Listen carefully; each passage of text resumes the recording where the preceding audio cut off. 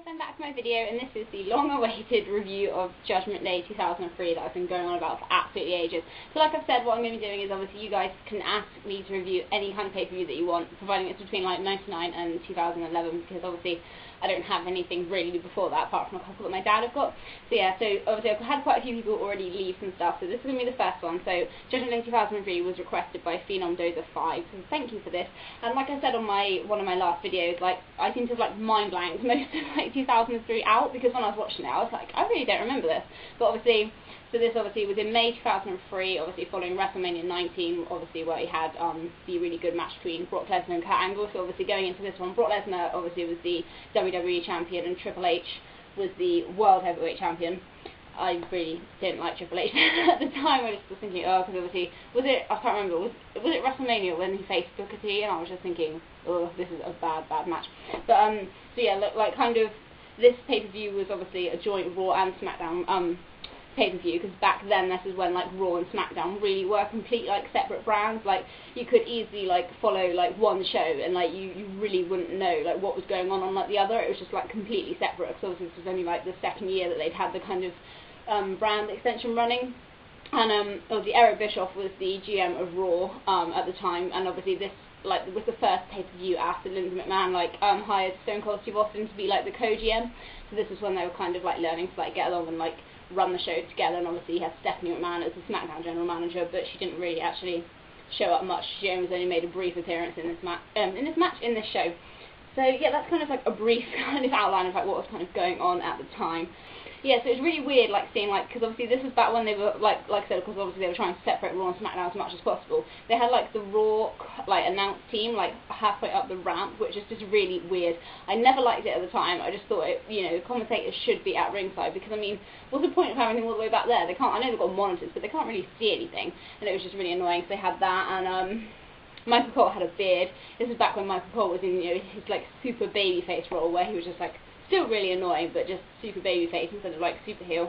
So obviously it starts with Austin just in the ring. He kind of obviously, you know, is welcoming the crowd, hopes that they have a good time, and then he makes his way up to like the skybox kind of thing where he's going to be watching the show from.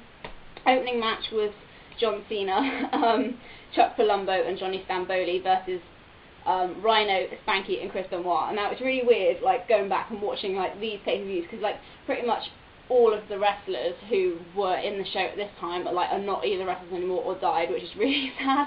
But I'll talk about it more at the end, but it's amazing how much, like, you know, or how many wrestlers have kind of come and gone since like this pay-per-view, like, and now, and it's just, you know, a bit like, well, weird. Obviously this is when John Cena was like heel. Wow, if only we could go back to that, with his whole like rapper kind of gimmick. It's a weird thing, John Cena opening a show, because I mean now you'd like rarely ever see him in anything but the main event. Not a particularly thrilling match, to be honest. Quite short, but see, the crowd seems to be fairly into it. Obviously, I guess, you know, they were obviously Benoit and Brian Kendrick, or Spanky as he was known at the time, was quite popular, and obviously they had quite a lot of heat for John Cena, so it was like quite a good opener really. And the FBI team up on the end on Spanky and get the win, so obviously a win for the heels and the start of that one. Second match we have La Resistance versus Scott Steiner and Test with Stacy Keibler. Now, if you remember, like, watched it back at the time, you'll remember how annoying the Test and Scott Steiner feud was, because to start with, like, Stacy Keibler and Test were good together, they were fine. Then obviously Scott Steiner came along and Stacy started, like, you know, falling for like Scott Steiner. Then they just battled back and forth for her, you know, each one winning her services and stuff, and it just kept going on and on and on, and it was so annoying. And like, I was never a Scott Steiner fan. I know a lot of people liked him obviously because he came over from like WCW and that, but obviously having like never watched WCW before, I didn't really know who he was, and he just annoyed me from the start, and I just never really liked him. So having to see these constant feud, like, your matches between them, was so annoying. And obviously La Resistance, I think, had only just kind of come into play on this pay-per-view, because if I can remember, like, this was back when Scott Steiner had said something about France being like hell or something, which is why they obviously picked a feud with him to start with. This match didn't really go on that long. Test, yeah, he goes for the pump handle slam, but because Steiner's distracting the ref, you know, he didn't get the pinfall. And then Test accidentally bumps Stacy off the ring, but Scott Steiner's on the outside and obviously catches her. And then Test accidentally like hits him. Obviously Test is quite annoyed at this anyway, and he accidentally big boots Steiner in the face, and then La Resistance hit the double flapjack on him for the win. So yeah, so it's starting off like obviously with like the heels all winning in this pay-per-view. Then the third match was a really good match. We have Team Angle teaming up. Well, they were supposed to take on Eddie and Chavo for the tag team titles, but obviously Chavo got injured before this match, so Eddie Guerrero had to pick a partner, and he picked Tajiri. I used to really like Tajiri. I mean, like, I think that's what they need to do, right? Obviously with like Sin Cara, the problem they got at the moment, obviously because he doesn't speak English, it's hard for him to kind of, you know, like be built up in like feuds and stuff. But obviously with Tajiri, even though he obviously didn't speak English to start with at all, but because they put him with like Regal, you kind of got like a sense of what he was like, and they really kind of, you know, like just putting him with someone kind of obviously helped him, because obviously, you know, he was a good wrestler anyway, but it's just to build up the whole kind of like language barrier kind of thing. I think maybe that's what they kind of need to do with Sin Cara in order to help build him up. But anyway, this was a really good match. Like, I honestly could not remember it at all, which is surprising because it is really good. It's really weird to hear like the commentators say, oh, Team Angle seems to be confused with the ladder, like they have no idea what they're doing, and then how Shelton Benjamin ends up being like one of like the most like popular like kind of ladder match competitors, if you know what I mean, obviously because he was in like all of like Money in the Bank matches and stuff. So it's just kind of weird like when you go back like 8 years and see how like everything's kind of like changed since then. Oh my word, I'm really talking loads. I have a feeling this video is going to be going on for absolutely ages. Eddie Guerrero kind of obviously sandwiches Charlie Haas like under the ladder and does like a senton off of it and hits the ladder, which is a nice spot. Towards the end, Eddie Guerrero hits the sunset flip powerbomb on Charlie Haas off of the ladder, and obviously Eddie's climbing up, and so Shelton, but Tajiri kind of climbs up behind Eddie so Shelton can't see him and spits the green mist into his face, which allows Eddie and Tajiri to get the win. So yeah, that was a really good match. So obviously if you haven't seen that for a while, but you've got the pay-per-view, then go back and watch that match because it's really good. So then we have the over-the-top rope battle royal for the Intercontinental Championship, because obviously before this, like the Intercontinental title like kind of disappeared for a while. I can't remember exactly when it like went, but you know they hadn't had it for quite a while anyway. So this I think it was like Austin's decision to kind of reinstate the title and like, you know, do this battle royal for it. So they had like all previous like Intercontinental champions except for I think it was Booker T was the only one who'd like never been champion before, and the competitors were Val Venus, I haven't seen him for a while, Chris Jericho, Goldust, Lance Storm, RVD, Christian, Test, Kane, and Booker T. Christian looks so weird with long hair. Like, I mean, in this, I know obviously he used to have long hair up until like quite recently, but I mean he just looks really greasy and disgusting at this pay-per-view, and I just thought, oh man, it's so good that you actually cut your hair. But yeah, obviously they had like Pat Patterson bring the Intercontinental title out to the ring. Why did he have Mae Young's music? Unless he used to have that music before she did. I have no idea, but I'm pretty sure that was the music that she has now when she's on anything. This was really stupid. Like, everyone kind of got eliminated like really quickly. There's like only 3 of them left. We've got Christian, Chris Jericho, and Booker T. Chris Jericho, obviously, and Christian are kind of like teaming at this point. I'm sure this was like, I remember them, yeah, because it was the following year when they split up over like, or they like fell out over like Trish Stratus and stuff. But yeah, so it was Christian, Y2J and Booker T left. Chris Jericho goes for the Lionsault, but Christian pushes him off over like the top rope, like while he's in the middle of doing the Lionsault, which he's completely shocked, and obviously the crowd were kind of like, what? Like not expecting that at all, because you know you kind of expected like Christian to help Jericho.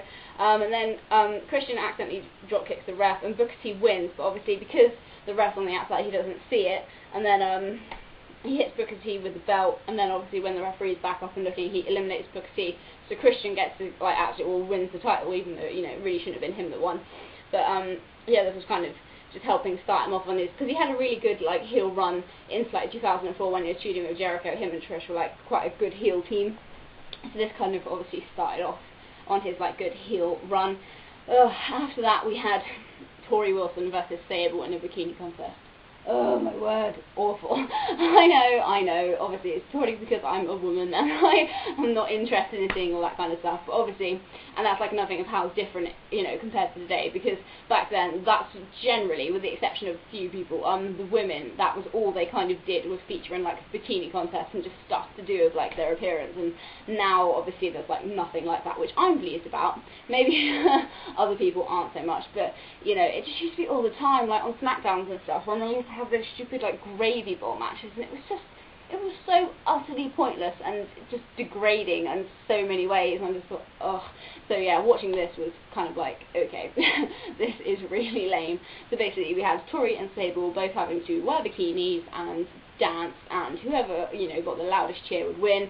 Obviously, I think Sable kind of got like the most cheers, but then obviously Tori says, oh, she's not finished yet, so she like changes into an even skimpier bikini, so she then wins, and it's just, you know, and then Jerry Lawler's there, like, you know, sweating and like pretending to be like completely shocked and like, you know, like finding it hard to breathe, and I'm like, oh my god. Firstly because he's old and it's creepy, and secondly just because it's like really embarrassing.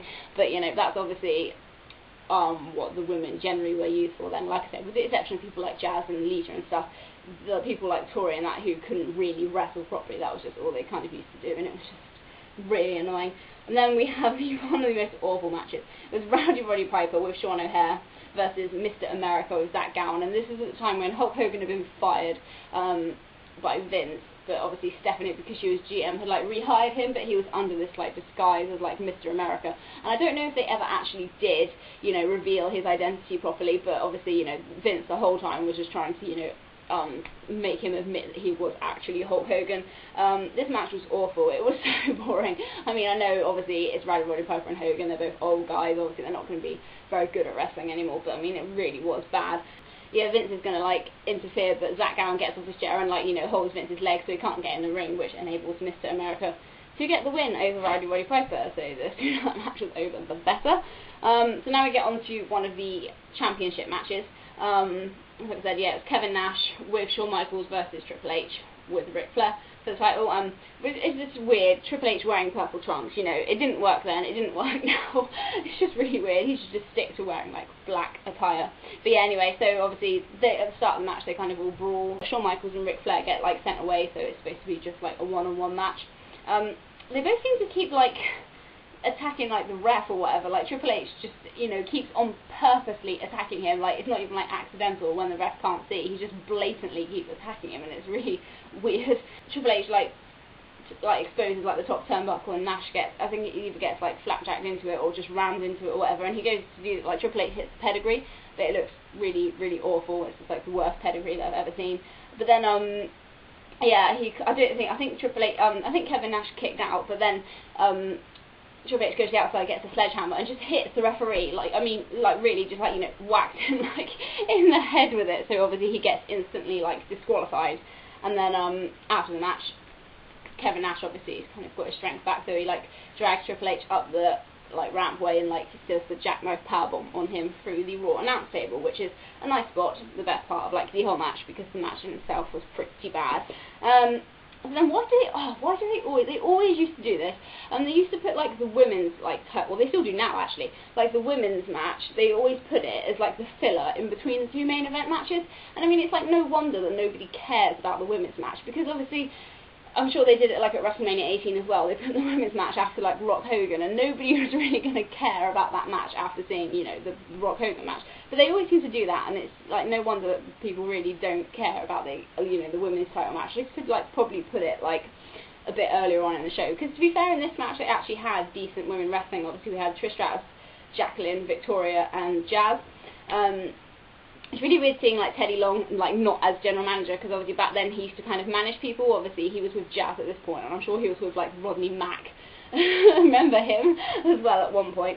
Trish is going for the Stratisfaction on Victoria, but Victoria actually throws her over the top rope as she's going for it, which is like a nice spot, and then Jazz hits a DDT on Jacqueline for the win. One thing I do have to say though is Cena should take some tips from Jazz on how to do an STF, because hers actually looks really good and his like doesn't. And then we have the main event is Big Show versus Brock Lesnar for the WWE title in a stretcher match. And I used to really like Brock Lesnar, right? He was, you know, he kind of came in and like literally was like a destroying machine, like right from the start. But they kind of went the right way about it with him. Some people who they, you know, like people like Drew McIntyre and that Mason Ryan guy, you know, they've made out that they're these like, you know, big monstrous guys and stuff, but then they just do nothing with them, and they just don't make them look credible at all. But with Brock Lesnar, you know, he obviously became like WWE champion like 4 months after like he kind of debuted and stuff, and obviously really stayed like at the main event and stuff. And I know, I just miss Brock Lesnar. He was awesome. But yeah, so obviously not really a lot that you can really say about a stretcher match. Obviously the point of it obviously is to get your opponent on a stretcher and wheel them over the yellow line at the top of the ramp. But to be fair, all they kind of did for most of the match was just hit each other with like stretchers and stuff. And obviously before this match happened, Big Show was kind of trying to take as many people out with a stretcher as he could, and obviously he took Roman. I still remember that though, when he obviously strapped Roman Mysterio onto the stretcher and then just whacked him into the ring post, and like he dropped and like fell on his face and stuff. Obviously that was kind of in the build up to this, because Brock Lesnar and Ray, I think, were quite good friends. So obviously Brock was trying to like avenge Rey Mysterio in this match, and yeah, so they just attack each other with stretchers for most of the match. Brock Lesnar kind of leaves like the arena, and everyone's kind of like wondering where he's gone. But while he's gone, Rey Mysterio comes back and said, obviously, because I don't think they've seen him since he'd been like attacked, and he hits the 619 on the Big Show, and then Brock brings out like a big forklift kind of like truck, and he like gets on top of it and does like a massive crossbody off the front of the forklift, which is pretty cool. And then he obviously does the suplex and the F5 on Big Show, and I used to love the F5. That was like my favourite finishing move. It was so awesome. That's also what I liked about Brock Lesnar. Even though he's like a big guy, he could actually wrestle. You know, I mean, he had some really awesome matches with people like Brock, with like Kurt Angle and stuff, and even like his title match with the Big Show at Survivor Series 2002. Even that match was good and stuff. So it's like people like Big Show now, yeah, and like obviously Kane and Khali. You know, they're just kind of the same kind of things, really. I know obviously they are bigger than Brock Lesnar, but to be fair, Brock was a pretty big guy and he could still wrestle fairly well, and even when he did that shooting star press at WrestleMania, and it was just like, whoa. Imagine Big Show trying to do that now. Total fail. But yeah, so then obviously, yeah, he hits the F5 on Big Show, and then he obviously manages to dump Big Show on top of the forklift. So obviously Brock lifts him up really high up in the air so that, you know, obviously he can't get down, and drives him over the line for the win. So obviously Brock Lesnar is still the WWE champion. So, you know, overall it wasn't actually a bad pay-per-view. Had a good main event, obviously the good tag team ladder match, and a couple of like the matches in the middle were alright, but just the World Heavyweight Championship match and the like kind of like the Battle Royal was a bit of a letdown, and obviously Roddy Piper and Mr. America, which was bad as well. But you know, like I said, I was kind of mentioned it right at the start of the video. Going through this and seeing like how the actual roster in WWE is different now, it's quite, you know, like shocking really. I mean, there's only like, if I just count it, there's only, I'm going to like include people who are actually active wrestlers now, like, you know, I'm not going to include people like Jericho because obviously they're on a break. So yeah, so only 4 actual wrestlers who are still in the roster, and like 3 of who are in this pay-per-view have died since, and it's, you know, it's just quite depressing really. And you know, because I thought the roster was actually really good back then. Don't get me wrong, it's still good now, they've got a lot of good people in it, but back then I thought they had a lot of talented people, and a lot of them like Brock Lesnar and that who have like gone now, and it's a bit of a shame really, because they could have been really big stars if they stayed. But yeah, no, so that is my review of Judgment Day 2003. Hopefully it hasn't been too much of a ramble, but yeah, so keep leaving like suggestions. I've still got quite a few more to get through, but yeah, if there's a pay-per-view that you want me to review, then just let me know. So yeah, thanks for watching this video, and I will see you guys next time.